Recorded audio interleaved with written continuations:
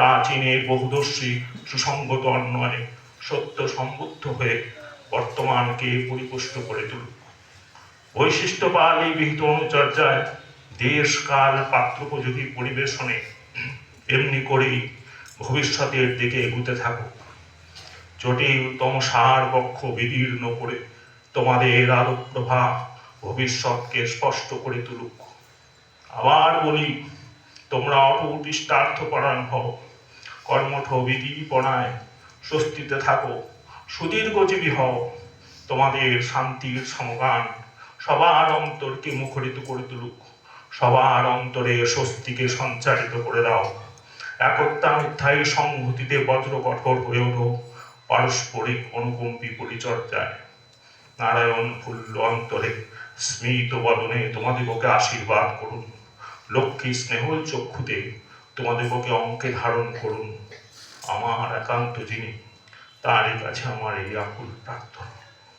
এই হচ্ছে পরম দয়াল, তিনি আমাদের দয়া করার জন্য আকুল হয়ে আছেন।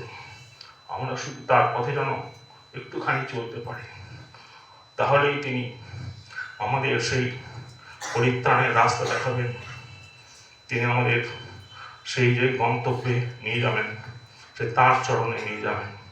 আমাদের তাকে মন প্রাণ থেকে ডাকতে হবে। তিনি আমাদের ধ্যেয়, তিনি আমাদের উপাস্য। বন্দে ভূষণ।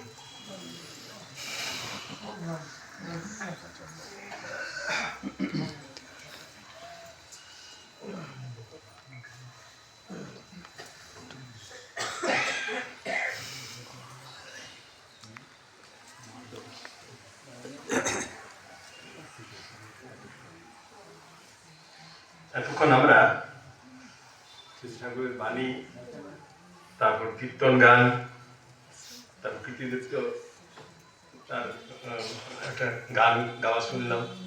তারপর গোবিন্দ যে আলোচনাটা করলো সেটা খুবই আমরা জানতে পারলাম গোপালদার সম্বন্ধে। তো গোপালদা এনারা ছিলেন নিরহংকার এবং সব অবস্থায় রাজি। আমি সেটা দেখেছি সব কীরকম অবস্থায়। এখনকার মানুষেরা আমরা যারা দেখছি, এখন তো অনেক রকম চতুর্দিকে বিভিন্ন কেন্দ্র মন্দিরে থাকার ঘর, অ্যাটাচ বাথরুম, কত কি হয়ে আছে, সব কিছু বলা মাত্র সেই জিনিসগুলো চলে আসছে। কর্মীরা সেইরকমভাবে সব আমাদের তৈরি করে রাখে, কিন্তু তখন সেটা ছিল না, তখন খুবই অসুবিধা ছিল। আমি সেরকম অবস্থায় একবার গোপালদা যখন প্রেসিডেন্ট, তখন ওনাকে নিয়ে গেছিলাম পুজো দাদার কাছে, নিবেদন করলাম যাকে যদি গোপালদা যদি যান ভালো বলে নিয়ে যাও, গোপালদাকে বলো। গোপালদাকে বলতেই বলবেন ঠিক আছে যাবো তোমার ওখানে। তো আমাদের তখন তো মন্দিরে কিছুই হয়নি, তখন সব মন্দির নির্মাণ কাজটা শুরু হয়েছে মাত্র। তো আর সেই সময় আমাদের বাড়িতে হচ্ছে থাকার ব্যবস্থা করা হতো। আমাদের বাড়িতে বাবা মা সবাই, ভাই টাইরা সবাই কিন্তু এই কাজটাতে সহযোগিতা করতো সকলেই। এখান থেকে যাচ্ছে, দেওঘর থেকে যাচ্ছে, সবসময় প্রেসিডেন্ট যাচ্ছেন, সেইভাবে আমরা অত তো সবাই বুঝে না। সাধারণ রাস্তাঘাটে যাচ্ছেন, হেঁটে যাচ্ছেন, আসছেন, এরকম অবস্থা। সেই অবস্থাতে গোপালদা আমাদের বাড়িতে রয়েছেন। আমাদের বাড়ির দরজাগুলো কিন্তু বেশি উঁচু না, আর উনি তো লম্বা টল ফিগার, উনি সেইভাবে নিচু হয়ে ঢুকছেন আবার বেরোচ্ছেন, এগুলো ছিল। এবং উনি নিজে রান্না করে খাচ্ছেন। আমাদের বাড়িতে ইঁচড় রয়েছে, সেই ইঁচড়ে বললেন এই ইঁচড়টা পাঠো, ইঁচড়ে পেড়ে আনা হলো, ইঁচড়ে রান্না করলেন। এইরকমভাবে কয়েকদিন ছিলেন ওখানে, এবং ওখানে বক্তৃতাও করেছেন এবং খুব আলোচনাও খুব ভালো করেছেন। আমি দেখতাম যে গোপালদা যখন বাইরে থেকে আসতেন, তখন পিতৃদেব অর্থাৎ শ্রী শ্রী বড়দা তিনি বলতেন, কি গোপাল অনেকদিন যে ঘুরে এলি, তো কোনো গল্প নাই।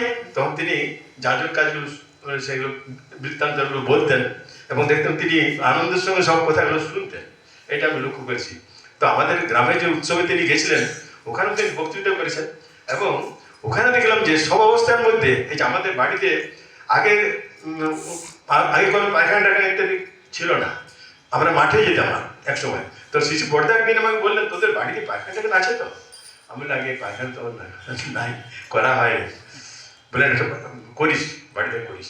তখন কিন্তু গোপালদা ওনারা কেউ জানেনি, কেন্দ্রের কাজও কিছু শুরু হয়নি, তিনি আদেশও করেননি। 1982 সাল আমাকে বলছেন যে তোদের বাড়িতে একটু করিস। তো আমরা সেই তখন একটু করেছিলাম।